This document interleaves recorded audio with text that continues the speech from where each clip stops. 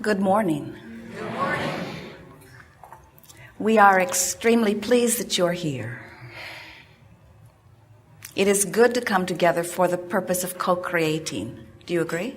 Yes. You're knowing what you are wanting? Yes.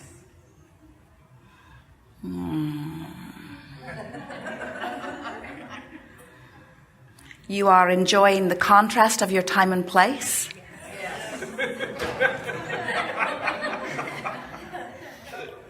Pants on fire, yes, fire.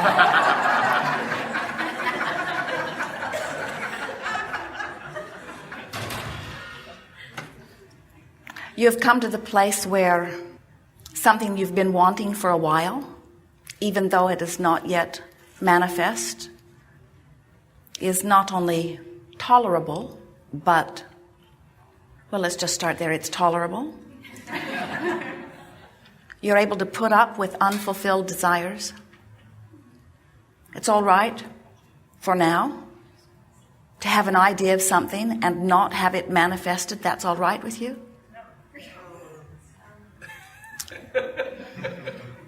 We understand, but you've really got to get, so you say yes to that before things will start coming easily, because it is that very discomfort that you feel over things not yet manifesting that causes a longer and longer and longer delay in them manifesting.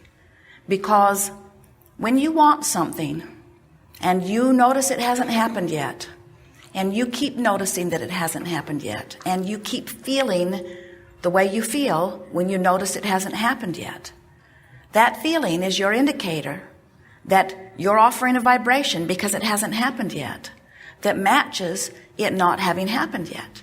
And as long as the vibration that you're offering is about it not having happened yet, then it can't happen. So do you sort of get it that you must, as a deliberate creator, decide that you are not going to offer your vibration in response to what is? Because if you are offering your vibration in response to what is will remain as it is. You have to find a way of molding the energy into something that matches what you want. Most of you, even those of you who are beginning to understand about emotion, understanding that it is your guidance system, even those of you who are beginning to understand that it is a vibrational universe in which you are focused and that you are vibrational beings, still, most of you offer your vibration in response rather than in deliberate offering. Something happens, you respond vibrationally. We want you to understand that deliberate creating is about offering a vibration by purposeful intent. I'm offering this vibration because this vibration matches my desire, and if I offer this vibration which matches my desire, then my desire must manifest. 99.999999. Most of every creation is complete before you see any physical evidence. It is complete in the vibrational sense.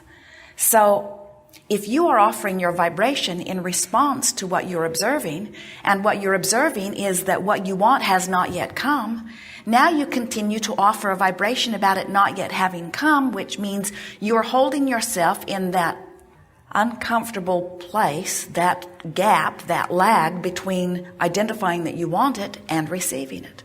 So when we say to you, have you come to the place where those unfulfilled desires still feel all right? You feel eager, you feel hopeful, you feel anticipation. You're looking forward to it unfolding, but you're not disappointed that it has not yet unfolded. Now you're getting close to the vibrational proximity that's going to let it flow. We want you, as you begin to bring this idea of allowing the energy that creates worlds to flow through you toward your creative end, we want you to feel how well named this gathering is, as we call it, the art of allowing, because you become very practiced, very good, very artful. You become very practiced at recognizing where you stand by recognizing how you feel. So we're just going to say it to you in as plain of words as Esther can find in response to the powerful intent that we are offering to you. You have to want more than anything to feel good. And you have to be willing to work harder on this than anything else on feeling good. And here's the blunt statement that we want you to leave here remembering. You've got to stop letting what is dictate your emotional response. So, somebody hurts your feelings. You don't want to be somebody that somebody can hurt your feelings. You don't want to be hanging out there so tentatively that terrorists could strike in a part of the world that has nothing to do with you, and it can make you afraid. You don't want to be hanging out here in such a fragile position that someone that you care about could be disconnected, having a bad day, say something to you and hurt your feelings, and have them, who you can't control, wouldn't want to even if you could. We're speaking from your inner being point of view, of course.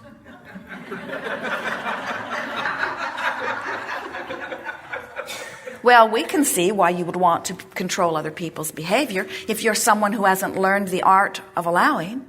If you're looking around and having emotional responses to what you're seeing, we can understand why you'd get pretty heavy on the trying to control circumstances and conditions.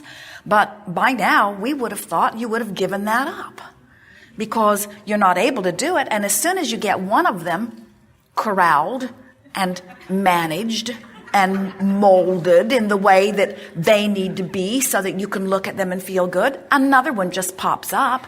Or that one goes off and meets some new friend and starts catering to what they want instead of catering to what you want, and then you're back to square one again. You spent 18 years teaching that kid how to behave, and then he fell in love, and now he's doing what she wants.